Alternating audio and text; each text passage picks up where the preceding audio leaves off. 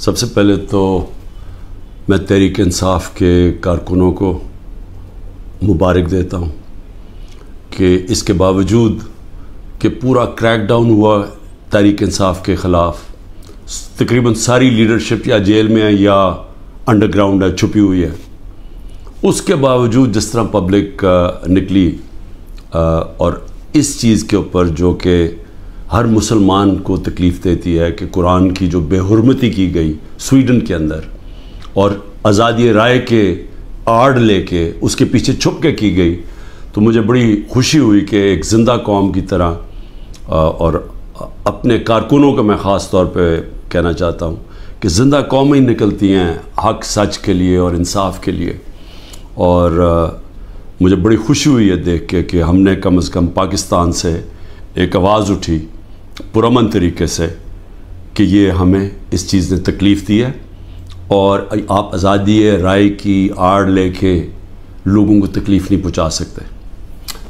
लेकिन दूसरी जो बात, सुप्रीम कोर्ट का तफसीली फ़ैसला आया कल 9 मई को, जिस तरह मुझे वहाँ से अगवा किया इस्लामाबाद हाई कोर्ट के अंदर, जब मैं रजिस्ट्री में बैठा हुआ था, तो जिस तरह मुझे अगवा किया गया कमांडो एक्शन में, सुप्रीम कोर्ट का तफसीली फ़ैसला आया और उसमें 2 चीज़ें वाज़ेह हो गई कि एक कि ये गैर कानूनी था और गैर आइनी था। जो तरीका इन्होंने जिस तरह मुझे वहाँ से अगवा किया है वो गैर कानूनी भी था और गैर हमारे आइन के ख़िलाफ़ भी था। और ये भी उसमें आया सुप्रीम कोर्ट के फ़ैसले में कि जब मैं चीफ़ जस्टिस साहब के सामने पेश हुआ तो पहली दफ़ा मुझे पता चला कि क्या हुआ मुल्क के अंदर, तोड़ फोड़ हुई, आग लगी, कितने बड़े एहतजाज हुए। मुझे तो कोई अंदाज़ा ही नहीं था क्योंकि मुझे तो इन्होंने नज़रबंद किया हुआ था। तो ये भी चीज़ वाज़ेह हो गई क्योंकि मेरे ऊपर केसेस पे केसेस किए जा रहे हैं, पता नहीं कितने 30-40 केस कर चुके हैं अब तक, कि ये मेरी ईमा पे सब कुछ हुआ है, ये जो तोड़ फोड़ हुई है, ये जो जलाया गया और जो एहतजाज हुए। तो मैं आज ये सबसे पहले कहना चाहता हूँ कि अब अगर जो मुल्क की सबसे बड़ी अदालत का फ़ैसला आ गया है कि ये गैर आइनी और गैर कानूनी तौर पे मुझे वहाँ से जिस तरीके से मुझे वहाँ से पकड़ के लेके गए हैं, जिस तरीके से उन्होंने शीशे तोड़े रजिस्ट्री ऑफिस के, वहाँ के स्टाफ को डंडे मारे, उनकी कंप्यूटर और इक्विपमेंट को तोड़ा, मेरे लोगों को जो गार्ड्स थे उनको मारा, वकीलों को मारा, मुझे सर पे डंडा लगा, और फिर जिस तरह एक दहशतगर्द और मुजरिम की तरह वो जो कि मुल्क की सबसे बड़ी पार्टी का सरबराह है, सारी दुनिया ने वो फिर देखा जिस तरह मुझे इन्होंने वहाँ से पकड़ के लेके गए। और फिर दुनिया में ख़बर क्या गई कि जी करप्शन के ऊपर इमरान खान को पकड़ा। वो आदमी जो इस मुल्क की तारीख़ का सबसे ज़्यादा पैसा इकट्ठा करता है खैराती प्रोजेक्ट्स के लिए, जिसको ये कौम सबसे ज़्यादा जिस पे एतमाद करती है अपने पैसे से, इससे बड़ा तो कोई एतमाद नहीं है कि जब लोग अपने पैसे से किसी को ट्रस्ट करते हैं कि उन्हें पता है कि उनका पैसा वो अमानतदार है, जिसको सुप्रीम कोर्ट ने पहले सादिक और अमीन भी कहा है, जिसने सारे पाकिस्तान के अवार्ड्स जीते हुए हैं, जो 50 साल से सारी दुनिया के अंदर पाकिस्तानी को दुनिया जानती है और जिसने अपनी तरफ से क्रिकेट के अंदर पाकिस्तान का नाम रोशन किया। तो मेरा सबसे पहला सवाल ये है कि इसका कौन जिम्मेदार है? क्या इंटीरियर मिनिस्ट्री जिम्मेदारी उठाएगी इसकी? कोई इसको जिम्मेदार ठहराएगा? और क्या नैब चेयरमैन इसकी जिम्मेदारी लेगा जो हुआ मेरे साथ? और मैं अब इससे आगे चलता हूँ। जब मुझे ये जिस तरह उठाया गया और अब साबित हो गया कि ये इस मुल्क के आइन और कानून के ख़िलाफ़ था, तो क्या हमारी पार्टी को ये हक नहीं था पुरअमन एहतजाज करने का? अब तो अगर साबित हो गया ना कि ये कानून तोड़ के मुझे वहाँ से अगवा किया गया और जिस तरह मुझे जलील किया गया, तो क्या एक मुल्क की सबसे बड़ी पार्टी के सरबराह को जब इस तरह उसे किया जाए, तो क्या उसकी पार्टी को हक नहीं था पुरअमन एहतजाज करने का? और ये मैं फिर वाज़ेह कर दूं, आइन हमें कहीं जगह पे रोकता नहीं है पुरअमन एहतजाज से। क्या जी कंटोनमेंट में एहतजाज हो या जहाँ भी हो, हम कहीं भी एहतजाज कर सकते हैं। ये हमें आइन हमें हक देता है। हमें तोड़ फोड़ का हक नहीं देता, हमें जलाने का हक नहीं देता। और वो सारे हम सब उसकी मजम्मत करते हैं। मैंने सुप्रीम कोर्ट में जब मुझे बताया चीफ जस्टिस साहब ने, मैंने उसकी मजम्मत की और उन्होंने वो लिखा अपने ऑर्डर के अंदर। और मैंने कहा कि 27 साल में आज तक मैंने कभी अपनी जमात को ये नहीं कहा कि किसी किस्म की इंतशार के अंदर शामिल हो। मेरी स्टेटमेंट्स हैं।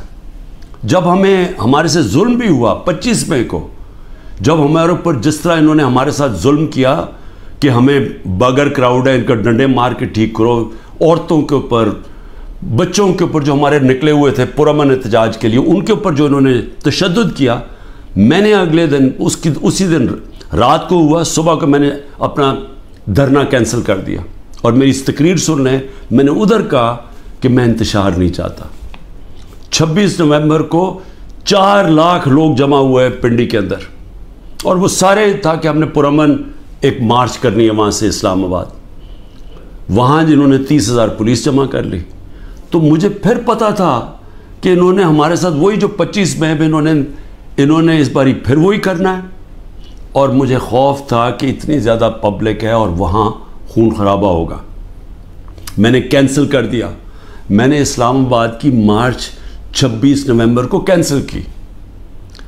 और उसके बाद यहाँ 8 मार्च को जब हम पुरअमन हमारी इलेक्शन की रैली निकलने शुरू हुई, इन्होंने उसके ऊपर जब हमला किया, फिर वो मैंने रैली कैंसिल की। मेरी तकरीर है। तो मैंने तो हमेशा पुरअमन एहतजाज की बात की है 27 सालों से। तो वो सामने आ गया। सुप्रीम कोर्ट की जजमेंट भी है कि मुझे तो जब पहली दफ़ा पता चला मैंने तब कहा, मजम्मत की। और उसके अलावा अब ये जो हमारे लोगों का एहतजाज है, इसको गद्दारी कह दिया गया है कि मुल्क से गद्दारी हुई है। अब मेरा सवाल ये है कि गद्दारी किसने की? क्या डंडे मार के एक पार्टी के सरबराह को और उसके लोगों को मार के और गैर कानूनी तौर पे अगवा करो और फिर हम समझें कि जी वो भेड़ बकरियों की तरह चुप करके बैठ जाएगी पार्टी? वो एहतजाज भी नहीं कर सकती।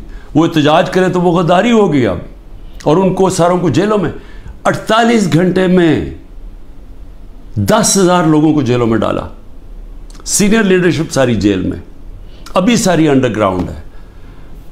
9 मई से अब तक हर रोज़ लोगों को अगवा किया जा रहा है। हर रोज़ लोगों के घरों में जाते हैं, रिश्तेदारों के घरों में जाते हैं, घर तोड़ते हैं, पुलिस घर लूटती है, साथ नामालूम अफराद आते हैं, चोरी करते हैं। मियाँ असलम इकबाल की बेटी के सारा जहेज़ चोरी करके ले गए। कल वहाँ बन्नू का हमारा MP पख्तून यार 40 लाख का वहाँ उसके घर पे सोना पड़ा हुआ था, जेवर पड़ा था, वो चोरी करके ले गए। ये कौन सी दुनिया में इसकी इजाज़त मिलती है? कौन से कानून के तहत? और सिर्फ सज़ा मिल रही है कि जी आपने 9 मई को एहतजाज क्यों किया? क्योंकि अब तो वाज़ेह हो गया ना कि हमारा एहतजाज जायज़ था, क्योंकि गैर कानूनी तौर पे, फिर से मैं कहता हूँ, आइन तोड़ के मुझे उठाया गया है। और जिस तरह उठाया गया है इसका रिएक्शन आना था। और मेरा अगला सवाल है कि किसने प्लान किया सब कुछ? क्योंकि ये जिसने भी प्लान किया, क्या वो चाहते थे कि ये रिएक्शन हो? क्या ये जान के किया गया? क्योंकि और तरह की भी थे। अगर पकड़ना था वारंट दिखाते। पुलिस, मैंने चलने से पहले कहा कि अब मुझे पकड़ना है तो वारंट दिखाओ, पुलिस आके ले जाए। तो वहाँ से उस तरह भी, लेकिन क्यों ये जान के किया गया? और मुझे ये शक है प्री प्लान था सब कुछ। ये रिएक्शन पता था इसका रिएक्शन होना है, और उस रिएक्शन से पहली तैयारी की हुई थी कि उसके बाद करना क्या है, कैसे उन्होंने तहरीक इंसाफ को क्रश करना है, जो अभी तक कोशिशें हैं। और फिर अभी तक मैं आखिरी 2 सवाल पूछता हूँ कि अभी तक क्यों नहीं इंडिपेंडेंट इन्वेस्टिगेशन हुई कि जो ये कोर कमांडर का घर जलाया गया है, इसके पीछे कौन था? क्यों नहीं इंडिपेंडेंट इन्वेस्टिगेशन? क्योंकि ये कोई नहीं होता कि जी आप ही फैसला करें किसने किया और आप ही पकड़ के उनको सजाएं दे दें। ये जज, जूरी, एग्जीक्यूशनर दुनिया के किसी कानून में नहीं होता। तो कोई इंडिपेंडेंट इन्वेस्टिगेशन नहीं हुई। हम डिमांड करते हैं इंडिपेंडेंट इन्वेस्टिगेशन हो। इंशाल्लाह हम सबूत देंगे कि इसके अंदर लोग घुसाए हुए थे, एम्बेड किए हुए थे लोग।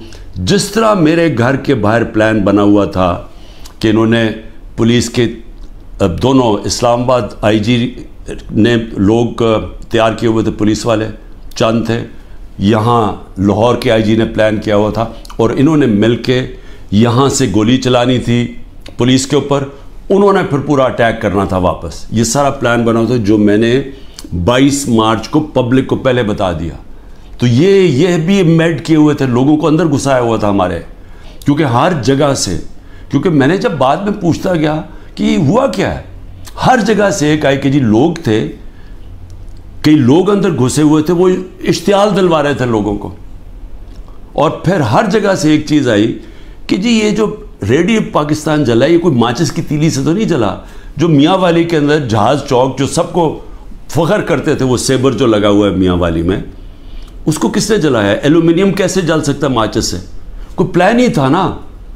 तो चले हम गलत हो सकते हैं, लेकिन इंडिपेंडेंट इन्वेस्टिगेशन तो होना चाहिए ना इसका, वो क्यों नहीं हो रहा? और मुझे अफसोस है कि जो फ़िज़ा बनाई हुई है कि गद्दार, पूरी पार्टी को गद्दार बनाया हुआ है, इस फ़िज़ा के अंदर ये नहीं होने लगा। ये जो इस वक्त जंगल का कानून पाकिस्तान में है, ये नहीं होगा। और दूसरी चीज़ मैं सवाल पूछता हूँ आज कि जो 25 लोगों को शहीद किया गया, जिसमें से 16 हमारे पास एड्रेसेस हैं, बाकी 9 गायब हैं, क्योंकि हमें खौफ है कि इस तरह यहाँ इस वक्त खौफ फैलाया हुआ है, जो ये जो जुल्म का निज़ाम बना हुआ है, इसके अंदर वो पुलिस पहुँच जाती है। ये 16 का भी बड़े मुश्किल से डर डर के उनके रिश्तेदारों ने बताया, उनके नाम दिए हैं, पता दिए हैं, जो 16 लोग शहीद किए गए हैं। उसके अलावा जो 3 लोग, पहले मैं 2 समय 3 लोगों की टांगें ज़ाया हो गई हैं, टांगें कट गई गोलियां लग के। एक पैरालाइज्ड है, उसकी कमर में गोली लगी है, वो बिस्तर पे है। और उसके अलावा 50 से ज़्यादा लोगों को गोलियां लगी हैं। अब मैं ये सवाल पूछता, ये क्या पाकिस्तानी नहीं थे? ये इंसान थे ना, तो इंसानों के तो हुकूक होते हैं।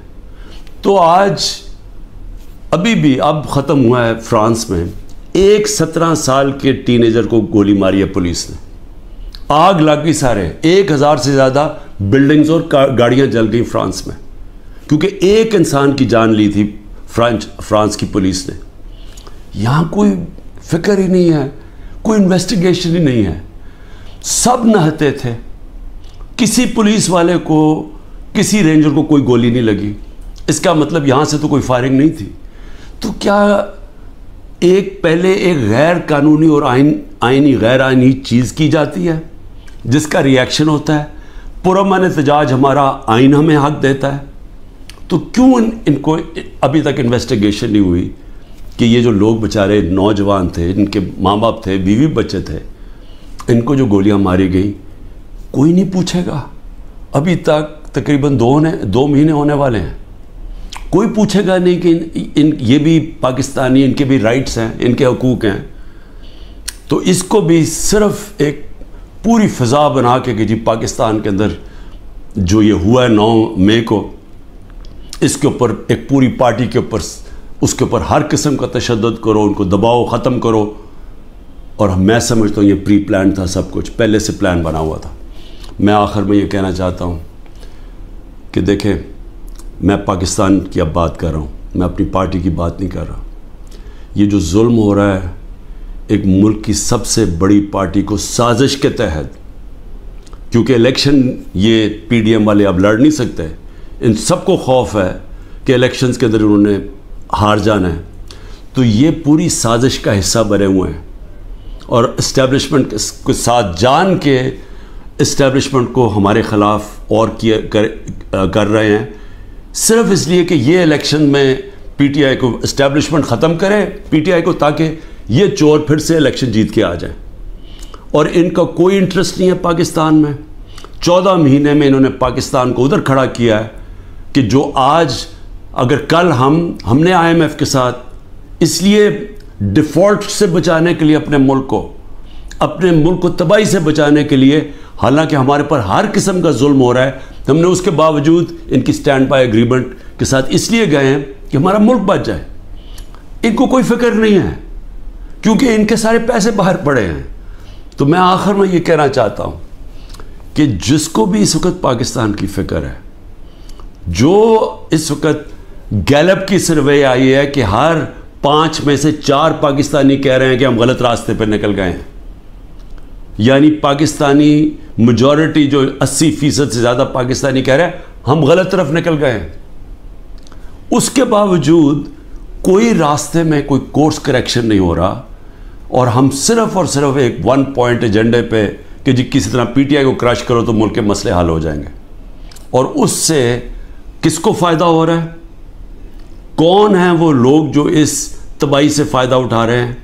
वो मैं आपको यकीन दिलाता हूँ कि वो पाकिस्तान की अक्सरियत नहीं है।